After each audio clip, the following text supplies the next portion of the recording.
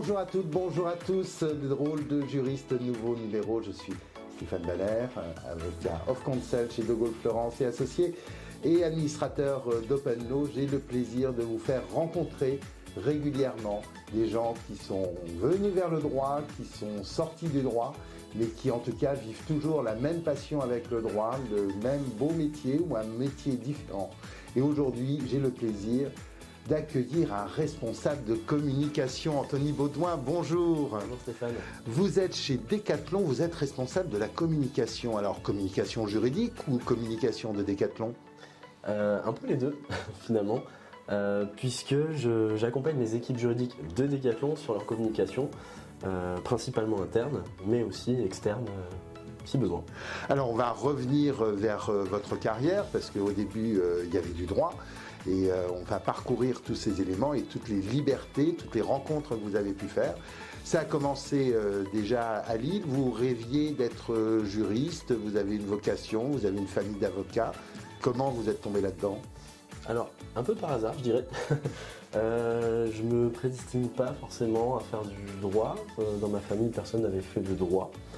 Mais en fait, pas forcément par la passion du droit, mais par les caractéristiques du droit avec la méthodologie, le côté évolutif, pas rester finalement sur des acquis, mais aller au-delà de ça. Ça me parlait très bien. Donc finalement, j'ai commencé là-dedans et j'en suis plus vraiment sorti. Alors, début classique à la Cato, ça ressemble à quoi la Cato de Lille pour ceux qui ne connaissent pas ? Pour ceux qui ne connaissent pas, c'est un peu le château de Poudlard. Ça y ressemble en tout cas, des locaux assez sympas et surtout une éducation, en tout cas une façon d'apprendre et d'enseigner qui est vraiment, vraiment au top, je dirais. Alors on peut les saluer, ils travaillent avec l'EDEC, ils ont un très beau programme qui s'appelle BLM, et Christophe Roquilly, on l'a reçu de l'EDEC qui travaille avec la Cato au début des drôles de juristes. Pourtant vous n'y restez pas.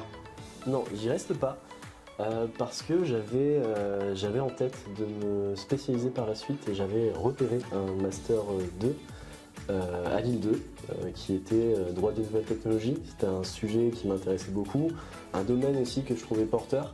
Et donc, dès Master 1, j'ai décidé de changer pour aller du côté de Lille 2 et ensuite poursuivre justement sur cette spécialisation. Alors, une petite idée déjà de devenir juriste d'entreprise, d'être avocat, de peut-être enseignant ou magistrat, qui sait ? Alors, à ce moment-là, toujours pas. C'était vraiment pour le domaine. C'est le domaine qui m'intéressait. Et après, c'est progressivement en fait que l'idée d'être juriste d'entreprise m'a traversé l'esprit, mais je voulais vraiment faire quelque chose qui me plaisait dans les études, quelque chose auquel je croyais. Et derrière, finalement, ça a été une évidence à travers les stages que j'ai pu faire. Alors, j'allais y venir, les stages très formateurs. Vous avez commencé assez tôt par rapport à d'autres jeunes. On voit de plus en plus maintenant des stages dès la première année, un peu stage ouvrier, école de commerce, mais on commence en tout cas. Alors, mon premier stage, j'ai exploré une étude d'huissier de justice. C'était quelque chose qui m'intéressait. Et finalement, je me suis dit que c'était pas forcément pour moi, en tout cas par rapport à mes aspirations. Je me projetais pas forcément sur cette profession. Il y avait beaucoup de choses qui me plaisaient, d'autres un peu moins finalement. Par exemple alors l'aspect constat était vraiment très très intéressant parce qu'on entrait en contact d'autres personnes dans des domaines complètement différents. Donc il y avait aussi cet aspect sortir un peu au-delà du terrain et les voies d'exécution me plaisaient un peu moins, en tout cas personnellement. Et donc c'est par la suite que j'ai décidé de devenir juriste d'entreprise. Mon premier stage a été au Conseil général du Nord. C'est ça. Finalement, c'était un peu dans le domaine déjà des droits des nouvelles technologies, puisque c'était sur informatique et liberté à l'époque, donc les données personnelles. Les débuts d'Acnil. Voilà, c'est ça. En tout cas, tout n'était pas encore tout à fait carré comme aujourd'hui. Donc c'était très intéressant. Et par la suite, j'ai enchaîné à la Voix du Nord. Avec Bruno Contestin, et là c'est difficile. Bruno Contestin, les barons de l'association française des juristes d'entreprise, c'est dur de devenir autre chose que juriste d'entreprise là. Ah bah c'est vrai qu'il a une telle passion pour justement ce métier qu'il arrive à bien la transmettre. Il est à la fois exigeant et formateur et terriblement humain. Et en fait c'est un mix qui m'a beaucoup plu. Donc j'ai vraiment passé un bon moment à la Voix du Nord et j'ai appris le métier et ça m'a donné envie de le faire. Et vous n'y êtes pas resté? J'y suis pas resté, c'était un stage. À l'époque, voilà, je commençais à regarder un peu, les offres d'emploi. Ouais. J'étais vraiment en fin d'études, fin de Master 2, et je tombe sur cette annonce de TF1, qui forcément fait un peu rêver. Et là, par contre, vous quittez l'île, du coup? Je quitte l'île, oui. Je quitte l'île. Je quitte mon cocon nordiste dans lequel j'étais depuis tout petit pour aller à Paris. C'est pas si loin que ça, mais c'est quand même un changement de vie. Donc j'avais 22 ans à l'époque et j'ai été recruté par TF1. Pas de tentation de métier d'avocat ou de choses comme ça? C'est souvent la question que l'on se pose quand on étudie le droit. Non, parce que justement, ce passage par la Voix du Nord m'a vraiment conforté dans cette idée d'être juriste d'entreprise. Alors l'univers TF1, donc la partie publicité, c'est cela? Publicité, c'est ça. Donc du contrat, des négociations. C'est ça. 3 années incroyables. C'était riche, très riche. J'ai vu beaucoup de choses. À 22 ans, quand on arrive dans une entreprise comme TF1, c'est un peu impressionnant. Et puis le monde de la publicité que je découvrais aussi, en prend plein les yeux. À la fois sur l'univers qui est quand même l'audiovisuel, etc. Donc c'est un peu spécifique. Et au-delà de ça, c'est qu'il y a tellement de sujets différents qu'on n'a pas le temps de s'ennuyer. On n'a pas le temps de s'ennuyer, pourtant ça ne dure que 3-4 ans, je crois. Oui, c'est ça. Qu'est-ce qui s'est passé? L'appel du Nord C'est exactement ça. Mais oui, très attaché à mes racines nordistes. Ma femme a eu la chance d'être mutée à Lille et donc j'ai suivi. Vous aviez le choix entre Auchan, Decathlon. En réalité, j'ai pas forcément eu le choix parce que c'était une annonce qui n'était pas libellée Decathlon. Donc je cherchais vraiment à me spécialiser encore sur les nouvelles technologies. Chez TF1, j'étais un peu plus, je dirais pas généraliste, mais vraiment droit des affaires, je touchais un peu de tout, j'étais pas spécifiquement associé aux nouvelles technologies. Et donc j'avais envie d'aller plus loin sur ce domaine. Et donc je cherchais principalement des annonces de juristes LTIC, juristes contrat informatique. En tout cas, il y avait des mots-clés qui me parlaient. Ouais. Et je suis tombé sur cette annonce. Je ne savais pas du tout que c'était Decathlon.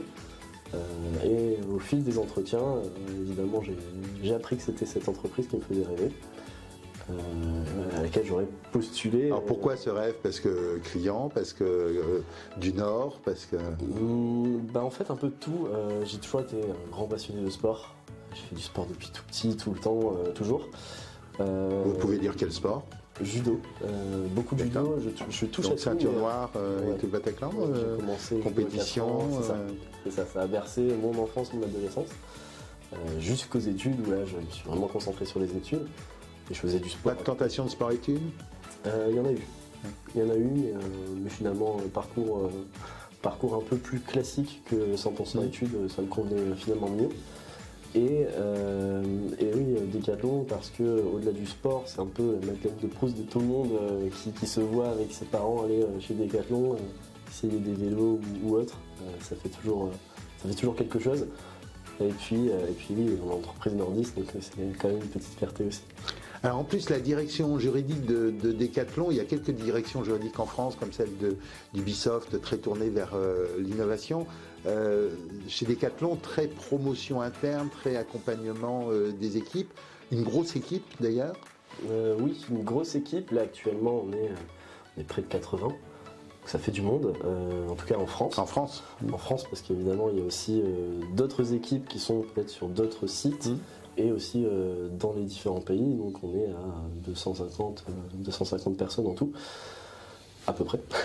Mais ça fait du monde, et on écoute ce monde, c'est ça qui est bien. En tant que juriste chez Decathlon, on laisse les juristes s'exprimer, on laisse les juristes innover, je suis un bon exemple, et on favorise justement des carrières qui sont pas 100% juridiques, mais qui peuvent apporter au juridique.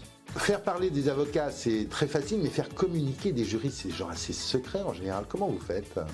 En fait, j'essaye au maximum de révéler les talents qu'il y a en chacun d'eux. D'accord. Parfois, ils sont naturels, parfois, il faut aller les chercher, mais il y a toujours quelque chose, et dès qu'on a de l'envie, on peut réussir à faire des choses intéressantes. Alors, ça veut dire quoi derrière des vidéos perchées pour parler droit? Ça peut être le cas.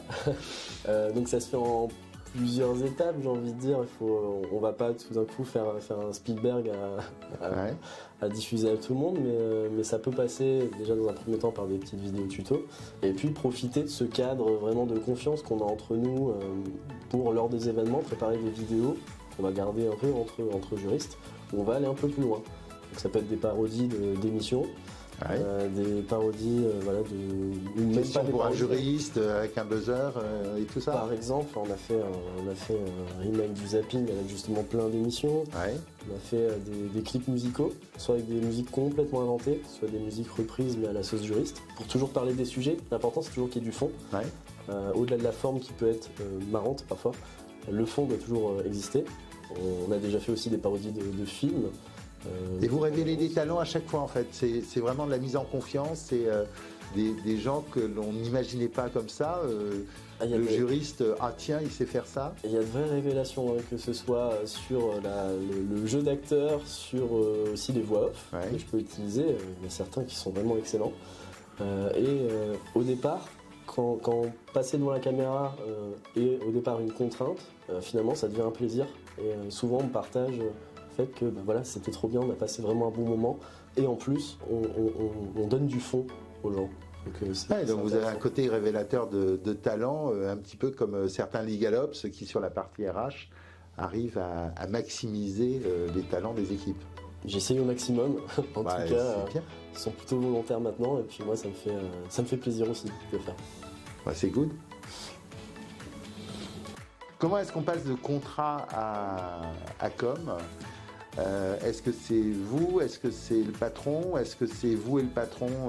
Ça se fait naturellement? Parce qu'il faut un peu se former, peut-être, j'imagine, apprendre 2-3 petites choses. Est-ce que ça se fait naturellement? Alors pour moi, ça s'est fait assez naturellement parce que j'ai une passion dans la vie perso qui est depuis pas mal d'années la vidéo. La création, vraiment, création graphique, la photo, la vidéo, c'est quelque chose que je fais depuis des années. Mais avec un blog, avec un... Non, vraiment, c'est pas forcément pour le partager. Vous faites tous les mariages de la famille, toutes les naissances, tous ces trucs. J'ai eu l'occasion d'en faire. Les voyages, beaucoup aussi, je documente beaucoup les voyages, j'en fais des longs métrages. Métrages parce que... Donc un vrai pro. Je dirais pas ça, mais en tout cas, j'essaie au fur et à mesure de m'améliorer, au fur et à mesure des projets, j'essaie de prendre des compétences aussi, je me forme beaucoup. Et cette passion, finalement, elle est arrivée à la croisée des chemins avec ma profession. Et tout a commencé un peu avec un voyage perso encore, dans lequel j'ai embarqué ma caméra. J'étais pas tout seul, j'étais avec un ami, et puis ma femme, et puis la femme de cet ami. Voilà. On est parti à 4. Et c'était un passionné de basket. Moi aussi. Moi je joue très mal, lui il joue très bien. Moi je porte bien la caméra. Donc, voilà. Lui il porte bien le ballon. Voilà. Chacun ses compétences. Et à partir de là, on a réussi à faire quelque chose d'assez sympa. On était parti à New York et en Floride. Et on s'est dit, on va se réveiller à 5h du mat pour aller chercher la plus belle lumière et aller chercher les meilleurs endroits où faire du basket à New York et en Floride. Donc on le faisait pas tous les jours parce que derrière une journée à New York c'est assez épuisant. Mais on le faisait de temps en temps, ce qui fait que sur 2 semaines on a pu faire 6 endroits. Et puis j'ai voulu retracer ça dans une vidéo assez courte, assez punchy, que j'ai ensuite montré à la marque de basket de Decathlon. D'accord, en disant plutôt qu'un ballon balaire, il vaudrait mieux avoir un ballon Décathlon. À l'époque, j'étais ambassadeur de la marque. Donc ambassadeur, c'est à la fois tester des produits, faire aussi, pourquoi pas, des posts sur les réseaux, etc. Donc moi, j'étais pas dans ça, j'étais plus dans le test produit. On avait embarqué justement la nouvelle collection avec, pour aussi en faire un peu la promotion. Si les gens demandaient c'est quoi ce ballon, on ne connaît pas, on pouvait aussi en parler. Mais quitte à faire une vidéo de basket, autant que ce soit avec des produits Decathlon. Alors vous avez dit, après tout j'y arrive avec le basket, pourquoi pas avec le droit? Oui. C'est-à-dire qu'en fait, à l'époque, il n'y avait pas forcément beaucoup d'homogénéité dans nos communications. Et je voulais apporter ça. Je voulais apporter justement, à côté, j'apporte un peu de créativité dans ce qui se faisait. On essaie de parler, de communiquer de façon plus structurée et avec peut-être des supports un cran au-dessus en termes de visuel, des vidéos, les médias qu'on n'utilisait pas encore beaucoup, je vais refaire les signatures, je vais refaire, voilà, c'est petit à petit, par petites touches. La mayonnaise a commencé à prendre en interne, et puis jusqu'à la création de mon poste. Donc ça s'est pas fait aussi rapidement, évidemment il y a eu plusieurs étapes. Il y a eu l'étape où j'ai dû annoncer à Jennifer que je voulais changer de métier, évidemment. Ce qui lui a fait très plaisir. Voilà.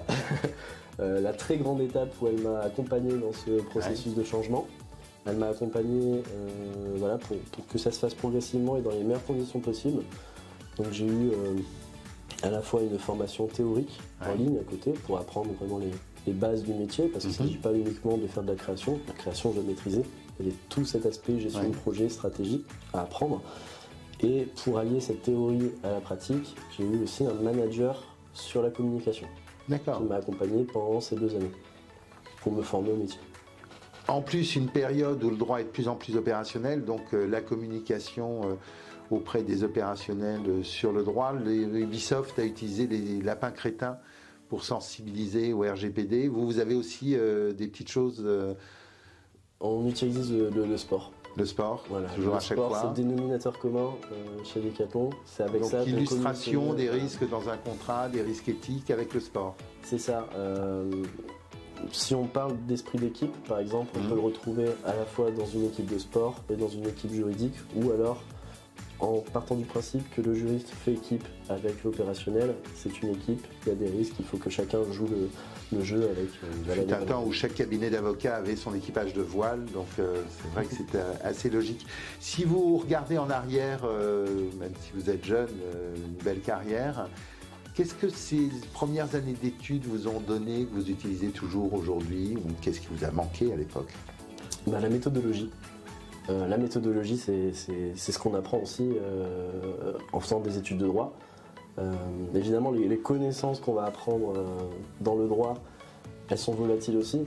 Si on ne les pratique pas au quotidien, on va pouvoir les oublier. Mais par contre, c'est toute cette méthodologie, cette façon de penser qu'on va pouvoir appliquer au quotidien et qui est essentielle.